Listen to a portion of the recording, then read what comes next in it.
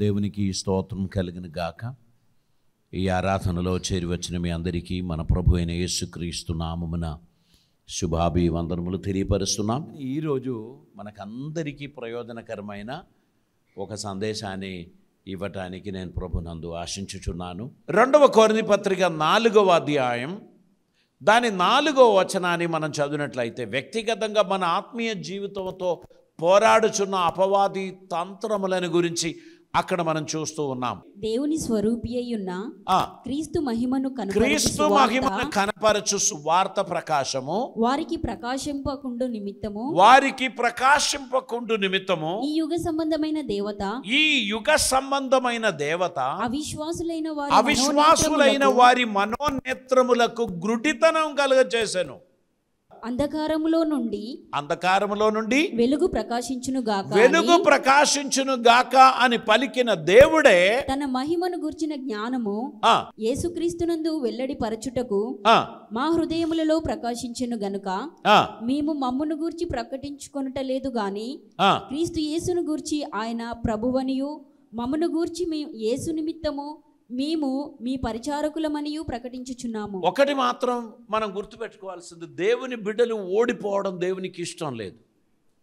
ఇప్పుడు 10th class result వచ్చింది, intermediate result వచ్చింది, పేరెంట్స్ అధిక శాతం సంతోషిస్తున్నారు, కొందరికి మాత్రం కొంచెం మనసు కష్టం కూడా ఉంది. ఏ పేరెంట్ కూడా తన కుమారుడు తన కుమార్తె ఫెయిల్ అవ్వాలని ఆశించరు. ఆశిస్తారా? ఎవరు కూడా ఆశించరు. మంచి మార్కుతో పాస్ అవ్వాలనే ఆశిస్తారు. దేవుడు కూడా తన బిడ్డలు విశ్వాస జీవితంలో ఓడిపోయారు అని వినడం దేవునికి ఇష్టం లేదు. మనం అందరం విశ్వాస జీవితంలో విజయం సాధించడానికి మీరు మెలకువగా ఉండండి అనే హెచ్చరిక మనకిస్తున్నారు. మనం మెలకువగా ఉండలేని పరిస్థితి వస్తే మనం అపవాదికి లొంగిపోవడానికి ఉన్న ఛాన్స్ ఉన్నది అనేటువంటి విషయాన్ని మనం గ్రహించాలి. ఒక వాహనం నడపాలంటే మెలకువగా ఉండాల్సిన అవసరం ఉంది. ఒక టైలర్ బట్ట కుట్టాలంటే మెలకువగా ఉండాల్సిన అవసరం ఉంది. ఆ బట్ట కుట్టే టైలర్కు మధ్యలో కొంచెం నిద్ర వచ్చిందనుకోండి, ఆ జాకెట్ మళ్ళీ వస్తుంది. ఇది సాధారణంగా నువ్వు కుట్టే జాకెట్ లాగా లేదు, ఇది ఎటో పోయింది, ఈ వేరే ఎవరితోనైనా కుట్టించారా అని అడుగుతారు. లేదమ్మా, నేనే స్వయంగా కుట్టించాను, కానీ అసలు విషయం చెప్పడం లేదు కదా, నాకు లేట్ నైట్ అయింది కనుక కాస్త నిద్ర వచ్చింది, కొంచెం పోయి ఉండొచ్చు, నేను సరి చేస్తానమ్మా అని చెప్పి ప్రేమగా దాన్ని తిరిగి తీసుకొని రిపేర్ చేయడానికి ప్రయత్నం చేస్తారు. సో ఏ వర్క్ అయినా చేసేటువంటి వ్యక్తి నిద్రమత్తులో ఆ పని చేయకూడదు. రాస్తున్నారు, బ్యూటిఫుల్ హ్యాండ్ రైటింగే, నిద్ర వచ్చింది, హ్యాండ్ రైట్ తేడాపేడాగా పోవడానికి ఉన్న ఛాన్సెస్ ఉంది. మెలకువగా ఉండండి అని ప్రభు చెప్తున్నారు. ప్రార్థన కొనసాగించండి అని దేవుడు చెప్తున్నాడు. దేవుని సహాయం పొందండి అని దేవుడు చెప్తున్నాడు. ఆయన మనకు తోడుగా ఉండి మనల్ని నడిపించుచున్నాడు గనక దేవునికి ఇష్టలుగా ఉండడానికి తగినట్లు ఆయనకు సన్నిహితులుగా మనం ఉండాల్సినటువంటి అవసరం ఉంది. అపవాది మనలని ఓడించడానికి, మనలో కన్ఫ్యూషన్ కలగజేయడానికి కారకులు మనమే. మన అజాగ్రత్త, మన నిద్రమత్తుతనం, మన నిర్లక్ష్యం, ఇవన్నీ ఇందులో ఉంది. నేను జాగ్రత్తగా తీసుకున్నట్లయితే, నేను జాగ్రత్తగా నా పనులు చేసినట్లయితే నాకు ఫెయిలియర్ అనేది రాదు. నేను నిర్లక్ష్యం చేసి సర్జరీ చేసిన డాక్టర్లు కత్తర్లు 2 కడుపు లోపల పెట్టి సూచస్ కంప్లీట్ చేస్తారు. అందరూ చేయరు, జరిగింది అలాగా. ఇంటికి వెళ్ళిన పేషెంట్కు కడుపు తిరుగుతుంది, ఎందుకంటే ఒక ఫారిన్ ఎక్విప్మెంట్ తన శరీరంలో ఉంది, అది డైజెస్ట్ అయ్యేది కాదు, అది కన్ఫ్యూషన్స్ కలగజేస్తుంది. మళ్ళీ వెళ్ళి ఎక్స్రే తీసినప్పుడు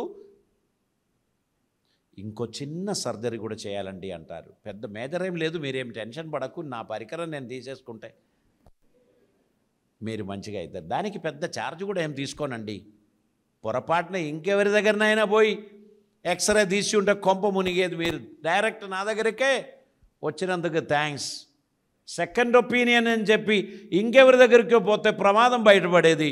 ఒక చిన్న సర్జరీ చేస్తానండి, వెంటనే తమ పరికరాలన్నీ తీసేశారు, కుట్టేశారు, మనిషి కూడా మంచిగా అయ్యారు. ఇట్లాంటివి కూడా జరుగుతుంది. కాబట్టి నేను చెప్తున్నాను, నిర్లక్ష్యం, అజాగ్రత్త ఎక్కడుంటుందో అక్కడ ప్రమాదం ఉంటుంది. ప్రతి ఒక్కరికి జాగ్రత్త ఉండాలి. మనం తీసుకోవాల్సిన జాగ్రత్త తీసుకోకపోతే మన పిల్లల చేతిలో ఏది దొరికినా వాళ్ళు నోట్లో వేస్తారు, లేదా ముఖం మీద కొడతారు. అందుకే keep it out of children's reach అని రాసి ఉంది కదా. పిల్లలకు అందని చోట పెట్టండి.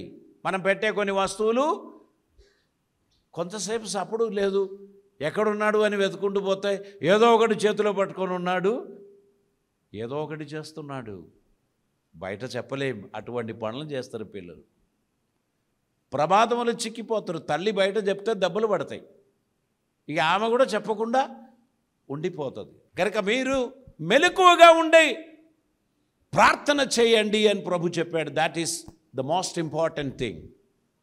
దేవుని సహాయం కొరకు కోరాలి, దేవుని కృప కొరకు వెతకాలి, దేవుని సన్నిధి అనుభవించడానికి ప్రయత్నం చేయాలి. మన జీవితంలో దేవుడు కృప చూపిస్తాడు. సాతానుగాడు తెలివిగా మోసం చేసి మనల్ని అపజయములోనికి నెట్టివేయడానికి ప్రయత్నం చేస్తాడు. మీరు నేను దేవునికి సృష్టి యావత్తులో మణిమగుడముగా మనల్ని దేవుడు చేశాడు. శ్రేష్టమైన మగుడముగా మనం ఉన్నాం. కానీ మనం నిర్లక్ష్యం చేస్తే వాని చేతిలో మనం మోసపోయే ఛాన్సెస్ ఉంది. దేవునికి మనకు మధ్యలో ఉన్న రిలేషన్షిప్ తీసివేయాలనే సాతానుగాడు ప్రయత్నం చేస్తూ ఉంటాడు. కాబట్టి అతీవ జాగ్రత్తగా దేవుని చిత్తం నెరవేర్చి బిడ్డలుగా ఆయన అడుగుజాడలో ఉండి ఏ పొరపాటు జరిగినా తండ్రికి చెప్పడం బెస్ట్ అండి. ఊరోలు చెప్పి తండ్రి తెలుసుకునే దానికన్నా తండ్రికి మనమే చెప్పేస్తే బహుశా కోపడతారు కావచ్చు, లేదా ఒక దెబ్బ ఇస్తారు కావచ్చు. చావడానికి ఉన్న దెబ్బ తండ్రి ఇవ్వడు. తండ్రి కొడితే ఎలా కొడతారు?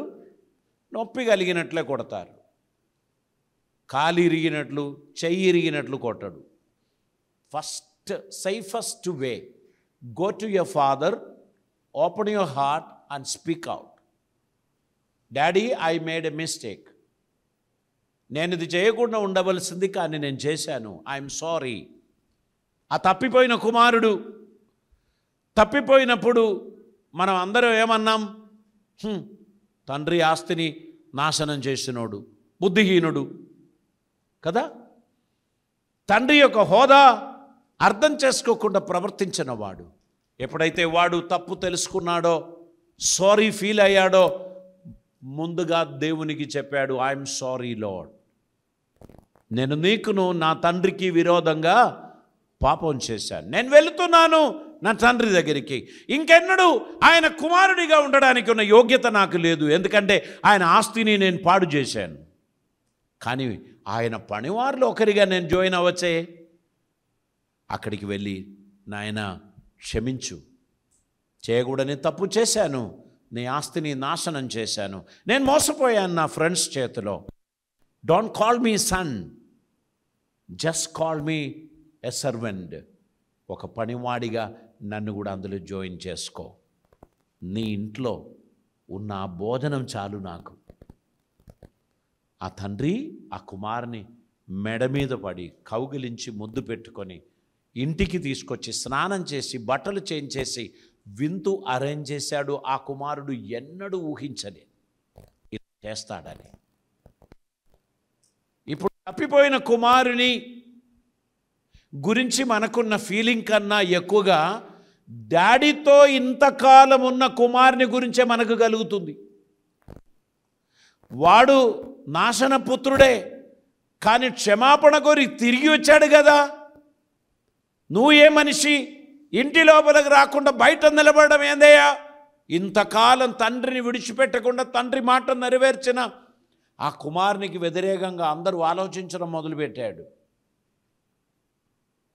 ఎంతమంది కన్విన్స్ చేయడానికి ప్రయత్నించారో వాడు కన్విన్స్ అవ్వడం లేదు. కోట్ల ఆస్తి నాశనం చేసి తిరిగి వచ్చినోని కొరకు వంటలు చేస్తారా, విందు చేస్తారా?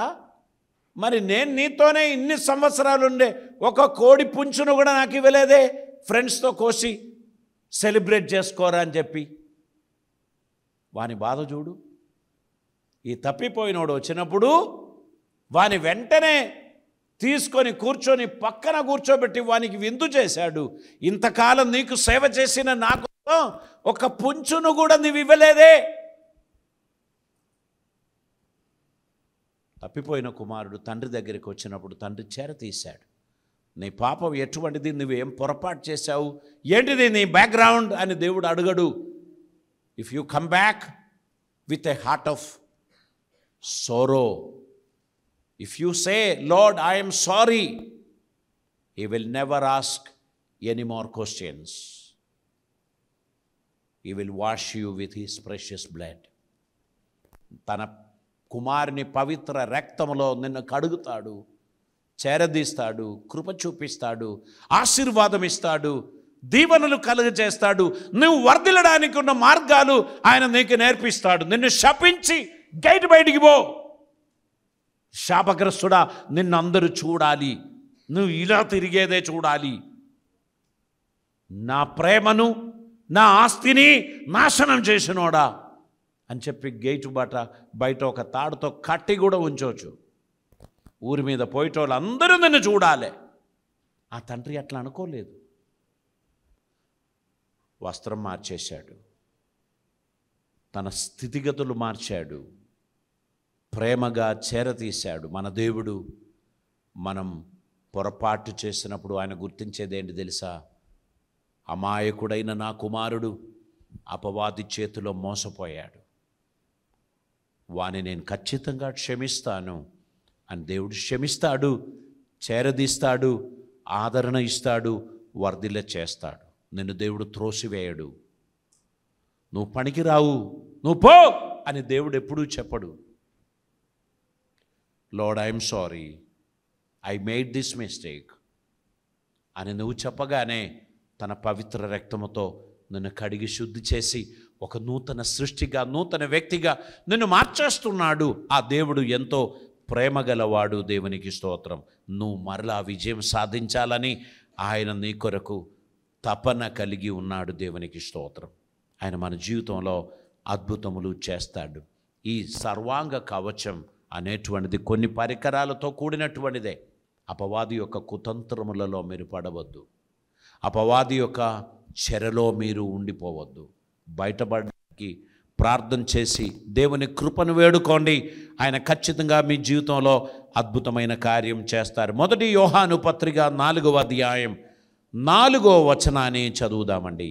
1 యోహాను పత్రిక, చిన్న పిల్లలారా మీరు దేవుని సంబంధులు, మీరు దేవుని సంబంధులు, మీలో ఉన్నవాడు లోకంలో ఉన్నవాని కంటే గొప్పవాడు, మీలో ఉన్నవాడు లోకములో ఉన్నవాని కంటే గొప్పవాడు గనుక మీరు వారిని జయించి ఉన్నారు. మీరు వారిని జయించి ఉన్నారు. దేవునికి స్తోత్రం.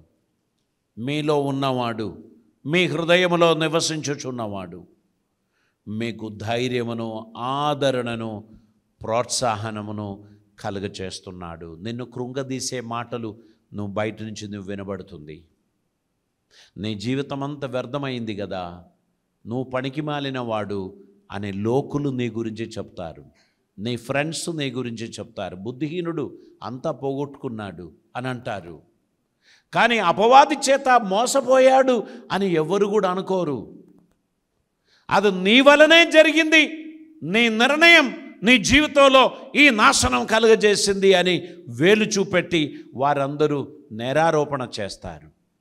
కానీ అపవాది ఎవరినైనా మోసగించవచ్చు అనేటువంటి విషయాన్ని గ్రహించకుండా అపవాది యొక్క మోసంలో పడిపోయాడు. పాపం, ప్రోత్సాహనం అవసరం, ఎంకరేజ్ చేద్దాం, బయటికి తీసుకొస్తాం, ఒక కొత్త జీవితం ప్రారంభం చేయని అని ప్రోత్సహించేవారు చాలా తక్కువగా ఉంటారు.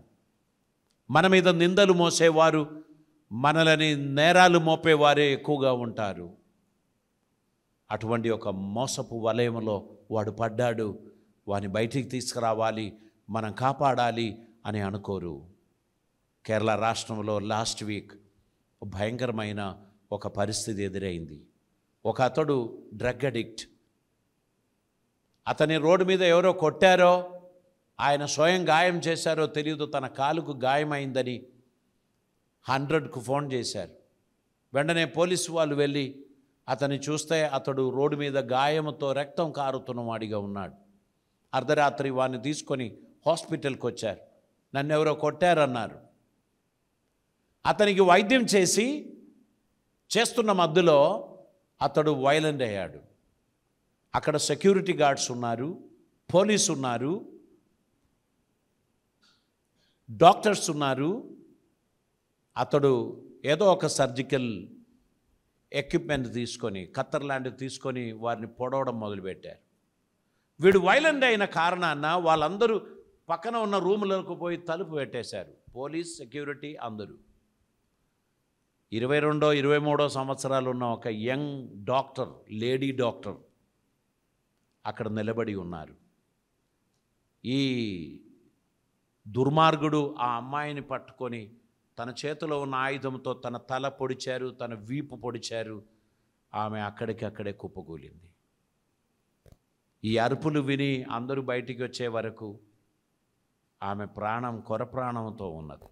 తీసుకొని పెద్ద హాస్పిటల్ తీసుకుపోయారు, కానీ ప్రాణం దక్కించలేకపోయారు. డాక్టర్స్ అందరూ స్ట్రైక్ చేస్తున్నారు.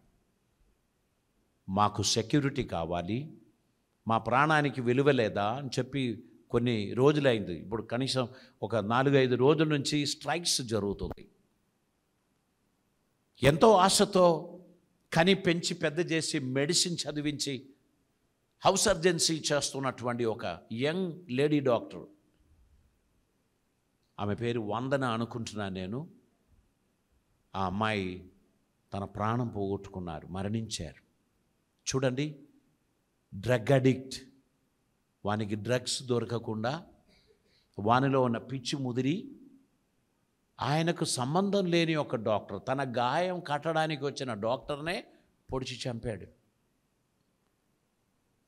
అందరూ కూడా వాడిని షూట్ చేయాలి, వాడిని చంపాలి అని అంటున్నారు. డాక్టర్స్ వానికి ట్రీట్మెంట్ చేయడం మానేశారు, వాడిని సెల్లులో లాక్ చేశారు. వాడు అక్కడే ఉండి చనిపోవాలని చెప్తున్నారు లోకం. కానీ విషయం ఏంటంటే, he is an addict, drugs addict. అదొక శాపం, అదొక బానిసత్వం. దానికి అడిక్ట్ అయినప్పుడు ఆ వ్యక్తి ఏ పిచ్చి పని చేస్తాడో ఎవరు ఊహించలేరు. ఒక సైకియాట్రిస్ట్ మాత్రమే ఆయన స్థితిని అర్థం చేసుకోగలడు.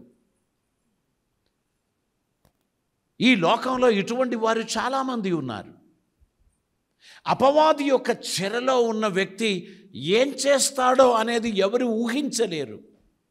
ఇంత పెద్ద పని చేస్తాడని మేము కలలో కూడా ఊహించలేదండి అంటారు. ఆ వ్యక్తికి మనుషులతో సంబంధమే లేదు, అతనికి డ్రగ్స్ కావాలి. డ్రగ్స్ దొరకకపోతే అతడు ఏమైనా చేస్తాడు. మన సమాజంలో అనేక మంది పిల్లలు ఇటువంటి సిచ్యువేషన్లో ఉన్నారు. ఇంట్లో విలువైన వస్తువులు మాయమవుతుందంటే పిల్లలను డౌట్ చేసుకోవాలి. ఎవరో పనోళ్ళు తీసుకుపోయారని అనుకుంటాం మనం. నో, మనతోనే తిరుగుతున్న మన పిల్లలే ఏదో ఒక అడిక్షన్లో ఉన్నారు అనేది వెంటనే కనిపెట్టుకోవాలి. వారి బిహేవియర్ కనిపెట్టుకోవాలి. ఏదైనా తేడా ఉంది అంటే కౌన్సిలింగ్ ఇప్పియాలి. వారిని బెటర్ ప్లేస్లో వారికి అవసరమైన ట్రీట్మెంట్ చేయించాలి. వారిని బయటికి తీసుకుపోవాల్సిన అవసరత ఉంది. ఈ సమస్య నుంచి వారు బయటపడాల్సిన అవసరత ఉంది. వారు ఏం చేస్తారో ఎవరు ఊహించలేని పనులు చేస్తారు. అపవాది మనుషులను మోసగిస్తే వాడు ఏమైనా చేస్తాడు. పాపంలో జీవిస్తున్న వ్యక్తిని చూచి మనకు ఒక సంతాపం కలగాలి. కానీ మన లిమిట్స్ మనం మెయింటైన్ చేసుకోవాలి. ఆ వ్యక్తితో సంతాపం కలిగి చాలా ఫ్రెండ్షిప్ చేశారనుకో, అదే రోగం మనకు కూడా వస్తుంది.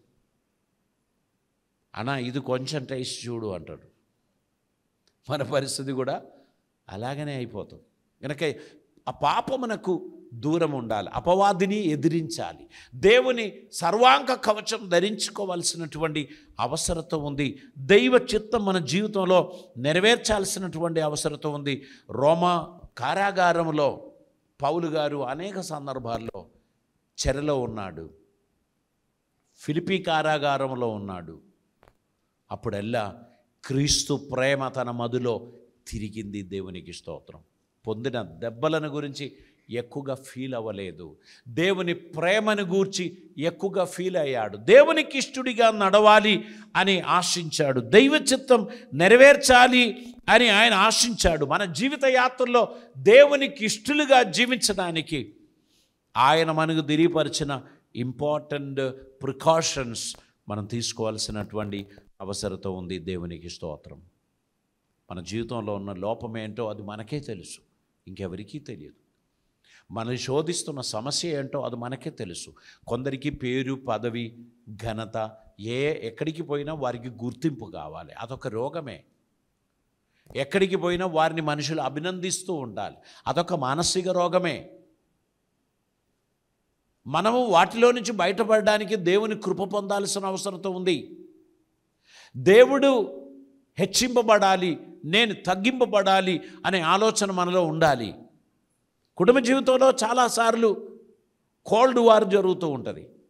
మనస్పర్ధల చేత, అసూయ చేత జరుగుతూ ఉంటుంది. నీవా నేనా, నేను చెప్పినందుకే అది చేశారు, ఇది నా ఐడియా కదా, అలా చెప్పడం మనకి ఇష్టం. ఎవరి ప్లాన్ ఇది, నాదేనండి, వెంటనే మనం దాన్ని టేకప్ చేయడానికి ఇష్టపడతారు. ఎందుకంటే మనకందరికీ ఒక లెవెల్లో అప్రిషియేషన్ కావాలని మనం ఆశిస్తూ ఉంటాం.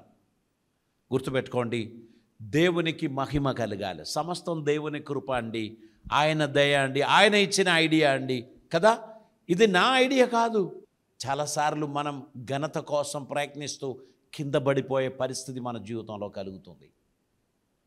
దేవుడు మన జీవితంలో ఏ కార్యం చేసినా దానికి కృతజ్ఞత తెలియపరచుకుంటూ, దేవా నీ చిత్తం నెరవేరును గాక, నీకే మహిమ కలుగును గాక అని చెప్పుకుంటూ దేవుని మహిమపరచుచున్న ధన్యత మన జీవితంలో ఉండాల్సినటువంటి అవసరత ఉంది. దేవునికి స్తోత్రం.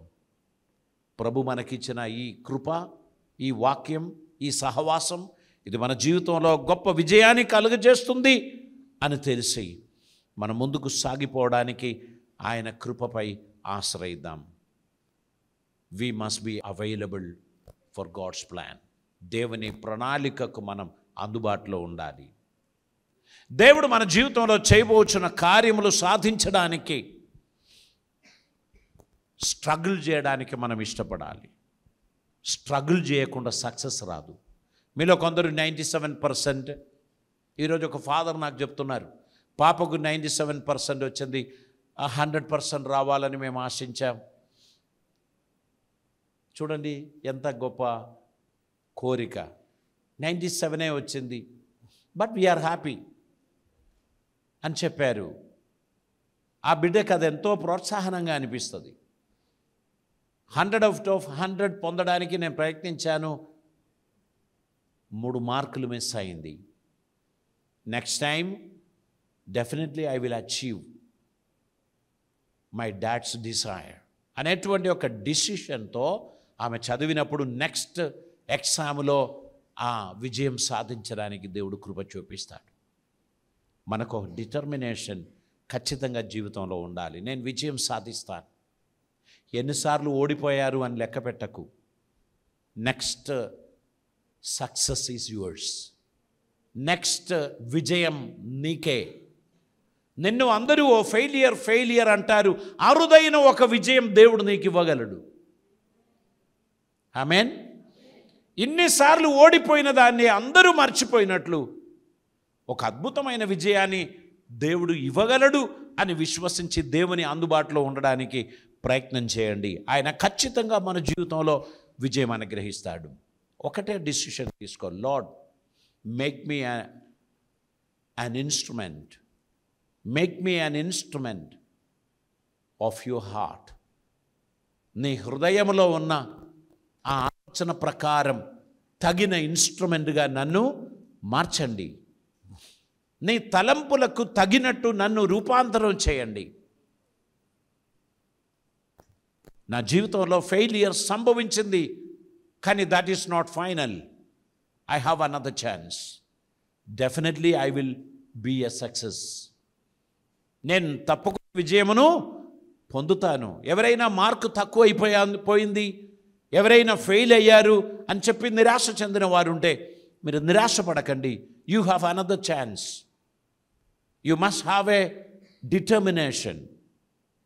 Then God will bless you to become success. దేవుడు మీ జీవితంలో అద్భుతం చేస్తాడు. నిరాశ చెందొద్దు. ఆయన కృపలో దేవుడు నిన్ను నడిపిస్తాడు. మనం ముందుకు సాగిపోతున్నాం.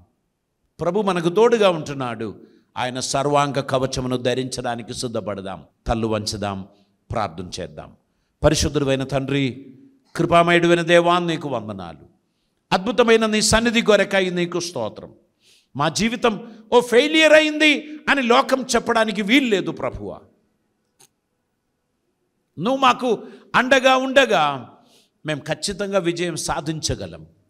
నీ కృప ద్వారా మమ్మల్ని నడిపించమని, అద్భుతములు మా జీవితంలో జరిగించమని, నీ బిడ్డలందరినీ ఆశీర్వదించమని, దేవా అపవాదిని వాని తంత్రములను ఎదిరించడానికి దేవుడిచ్చు సర్వాంగ కవచమును ధరించుకొని నీ అడుగుజాడలో నడిచే ధన్యత మాకు దయచేయమని, కృపలతో నింపమని, ప్రతి ఒక్కరిని ఆదరించమని, మీ సహాయ హస్తం మా జీవితంలో మీరు దయచేసి మమ్మల్ని నీ కృపలో నడిపించి నువ్వు మహిమ పొందమని, మాలో ప్రతి ఒక్కరిని ఆదరించమని ప్రార్థిస్తున్నాం. కృపలతో నింపమని, మీ దీవెనలతో మమ్మల్ని నడిపించమని, నువ్వు మహిమ పొందమని యేసయ్య పవిత్ర నామమున అడిగి ప్రార్థన చేస్తున్నాం పరమ తండ్రి.